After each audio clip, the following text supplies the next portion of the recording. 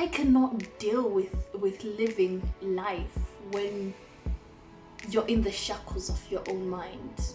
I refuse to do it. I've been there, done that. I didn't like that. And I refuse to do it. It's crazy to feel like you're an outsider or a bystander in your own body. Hi guys, and welcome back to my channel. If you're new to my channel, you are very, very welcome. For those that are returning subscribers, thank you very, very much.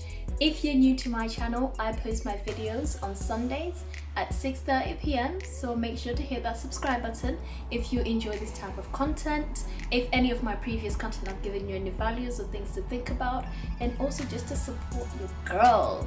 And for today's topic, I've decided, you know what it is? We might as well dive in deep. If I'm gonna do one video a week, I want it to be something that is impactful. So yeah, I hope you guys enjoy this video.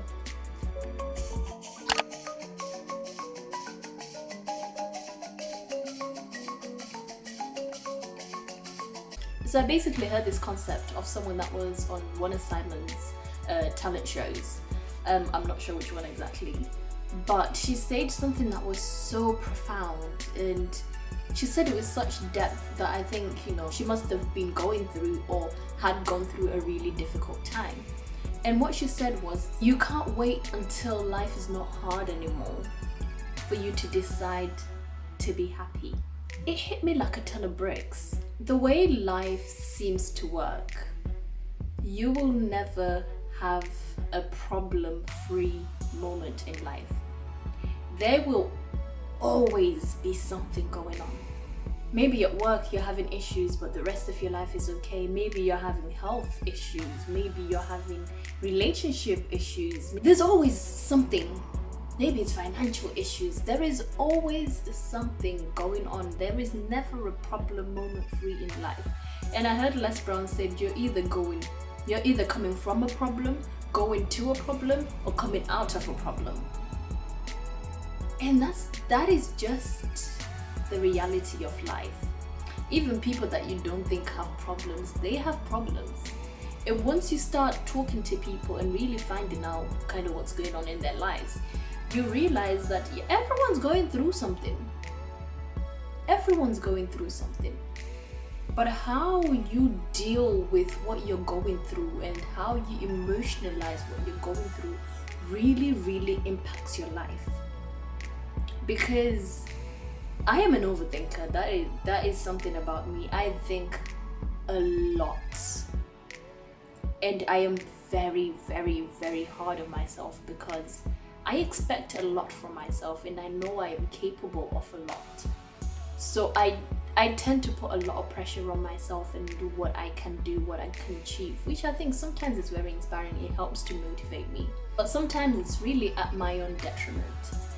And because of that, I have had to learn to be someone that I have a threshold on my emotional baggage that I can take. Once I reach this limit, something needs to be done, because beyond that limit, I lose control, I lose sight of who I am and how I would like to conduct myself. This self-analysis really came from when I was looking back at the time when I was very depressed.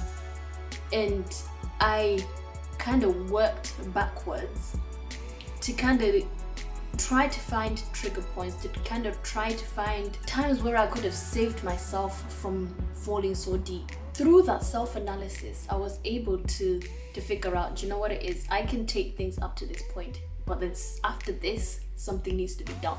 And that's how I kind of deal with whatever is going on in life at that moment in time. But also in that statement that you don't have to wait until life is not hard anymore. To a certain degree, it provides hope that there are moments when life is not going to be as hard. And I think as hard is determined by how much you can take. I'm a person that can take a lot. So what may be hard for other people, for me, might be, oh, this is normal standard life. But what is normal standard life for me might be really, really nothing for someone else. Like, oh, okay, well, this is what you're going through, you really have to complain. And I think sometimes we need to keep holding on to that hope that life provides us sometimes, or that we provide ourselves, and trying to cling onto that and not the negative things that are happening in life.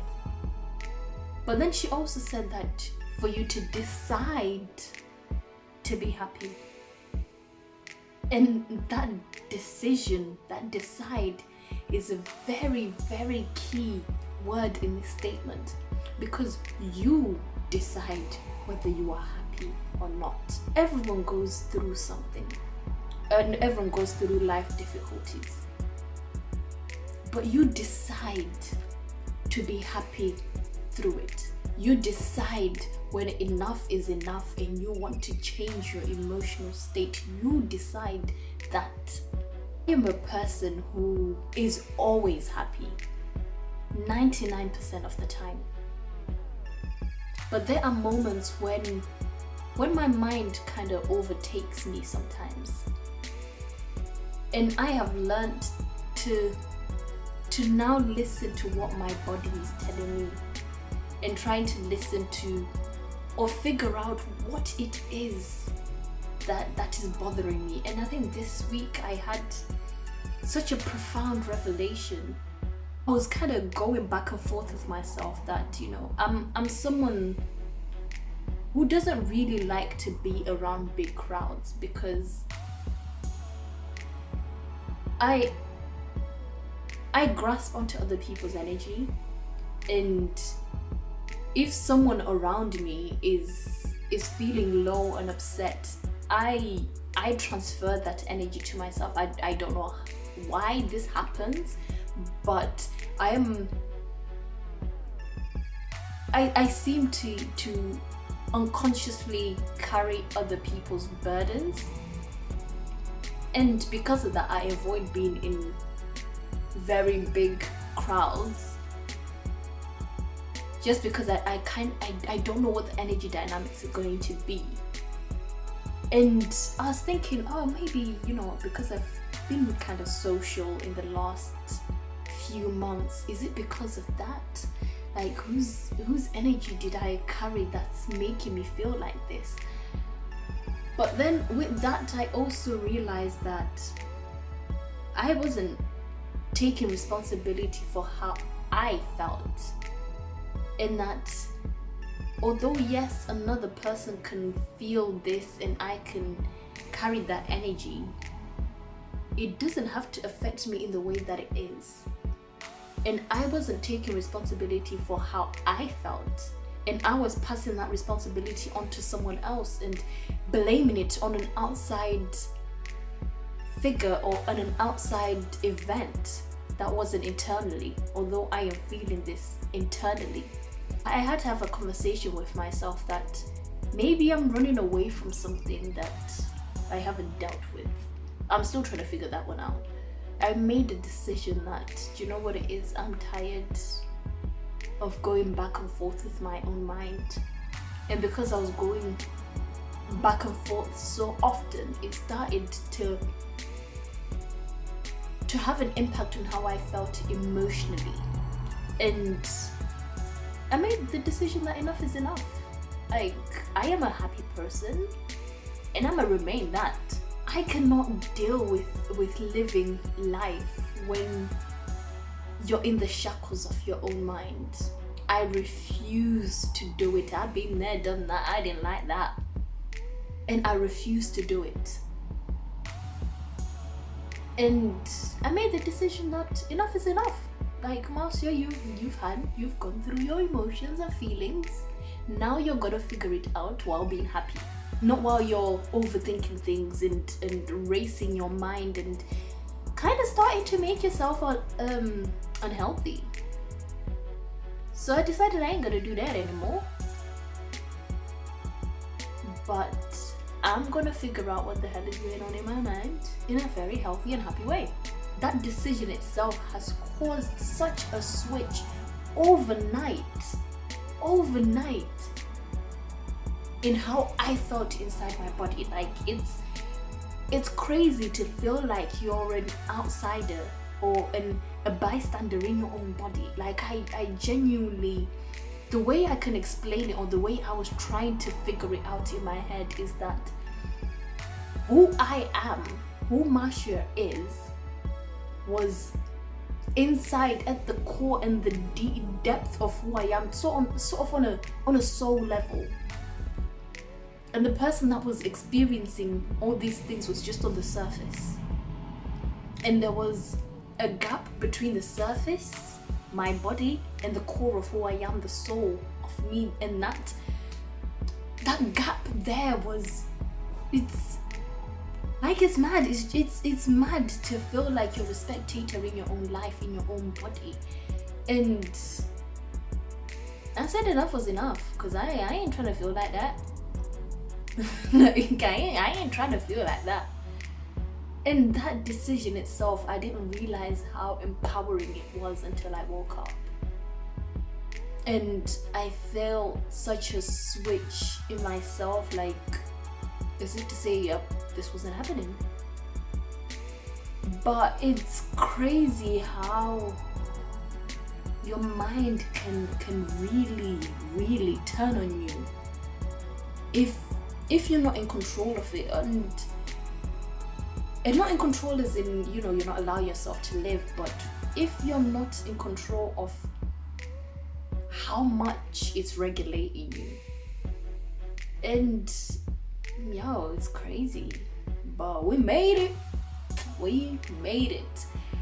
So yeah, I just kind of wanted to share my thoughts on that you decide to be happy. You don't have to wait until life is not hard anymore to be happy. You don't have to wait until life is not hard anymore for you to decide to be happy. You can be happy in the midst of the worst things that can happen to you. And the best way to do that is to see yourself past those circumstances that you're going through. See yourself beyond that issue, that it has been resolved and worked out in the best way it could be, and you are past that, and live as that person. And trust me, life will work backwards to fix whatever it is you're going through right now. And make the decision to be happy. Negativity and happiness cannot live together. One has to overpower the other, and your most dominant thought will win all the time. So choose happiness. Choose that rather than the darkness or the cloud that comes with negativity and letting your mind run you into negative thoughts. But yeah, that's kind of my video for today. I hope you guys have enjoyed it. I hope it's kind of given you things to think about and an insight into a way of thinking or a way of living. And I will see you beautiful people in my next video.